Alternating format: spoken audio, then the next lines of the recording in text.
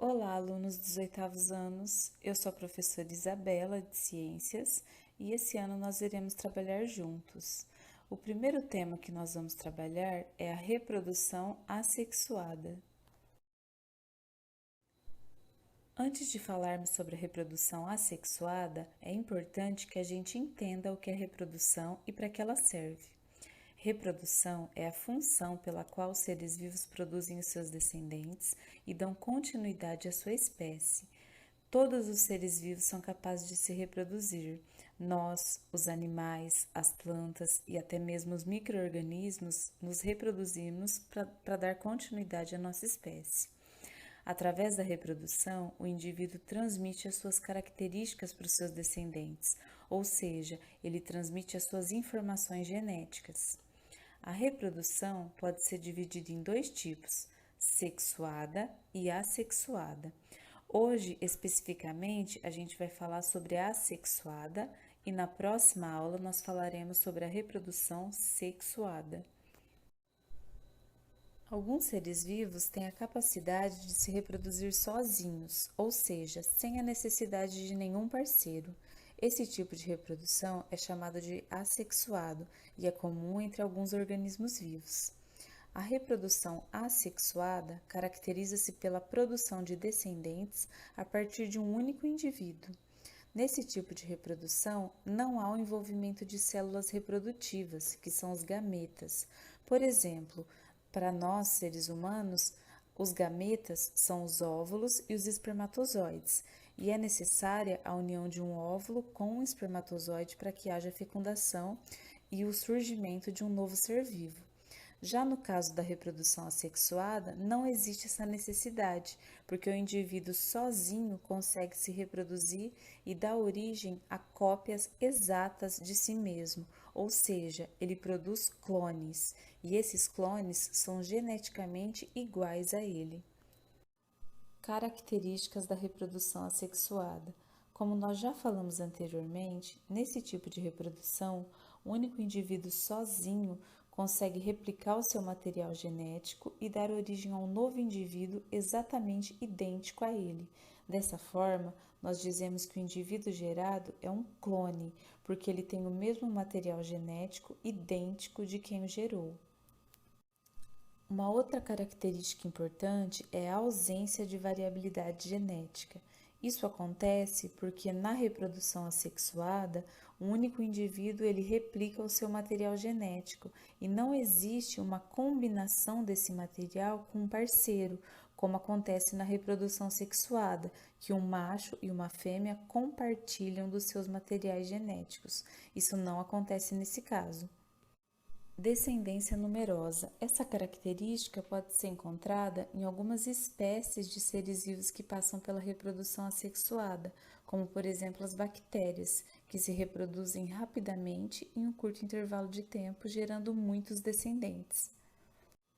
Possibilidade de manter sua população sem risco de extinção. Isso acontece porque o indivíduo sozinho consegue se reproduzir sem a necessidade de um parceiro. Os principais tipos de reprodução assexuada são partenogênese, brotamento, fragmentação, divisão binária e esporulação. Nós vamos falar agora sobre cada um deles. Partenogênese.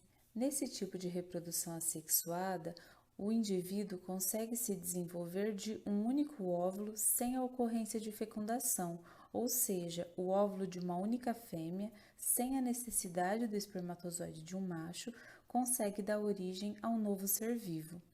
Como exemplo de seres vivos que sofrem partenogênese, nós podemos citar alguns tipos de vermes, de insetos, como as abelhas, e poucos animais vertebrados, como certas espécies de peixes, de anfíbios e de répteis. Na imagem à direita, vocês podem observar a reprodução das abelhas. A abelha é um ser vivo que pode sofrer tanto reprodução sexuada como assexuada. No caso da reprodução assexuada, uma única rainha consegue dar origem a um zangão apenas com o seu óvulo, sem a necessidade de fecundação. Já na reprodução sexuada das abelhas, é necessária a união de um óvulo da rainha com o espermatozoide do zangão, que vai dar origem a uma operária ou uma abelha rainha. Dessa forma, nós podemos concluir que a reprodução da abelha por partenogênese vai dar origem apenas ao zangão. Já a reprodução da abelha sexuadamente, quando ela tem contato com o espermatozoide do zangão, pode originar tanto uma operária quanto a abelha rainha. Um outro exemplo de partenogênese é o que acontece com a espécie de lagarto Cnemidóforos ocellifer. Esse tipo de lagarto normalmente se reproduz por meio de fecundação do óvulo com espermatozoide, ou seja, reprodução sexuada. Mas em algumas situações, como por exemplo de isolamento, quando existem apenas fêmeas no grupo, essa espécie consegue se reproduzir por partenogênese, ou seja, uma fêmea estimula a outra fêmea, imitando a posição sexual. Isso faz com que ela libere óvulos. Esses óvulos se desenvolvem e dão origem a novos indivíduos sem a necessidade de fecundação. Brotamento. Esse tipo de reprodução assexuada acontece por meio da geração de brotos, que vão se formando no indivíduo e depois se separam, dando origem a novos organismos. Esse processo pode ser observado nas esponjas do mar e nas hidras, que também são animais marinhos, como vocês podem observar nas duas imagens, do lado esquerdo as esponjas do mar e do lado direito as hidras. Fragmentação. Nesse tipo de reprodução assexuada, o organismo perde parte de seu corpo e, ao perder, ele sofre um processo de regeneração, ou seja, essa parte perdida vai dar origem a um novo indivíduo. Como vocês podem ver nas imagens, exemplos de seres vivos que sofrem fragmentação, como a estrela do mar e as planárias. Observando as imagens, a gente vê que eles perderam parte de seus corpos e essas partes perdidas deram origem a novos indivíduos. Bipartição, divisão binária ou cisparidade. Essas três palavras remetem ao mesmo tipo de reprodução, que acontece quando uma única célula ou indivíduo se divide e dá origem a dois organismos idênticos ao original. Esse processo é muito comum em bactérias e também em protozoários.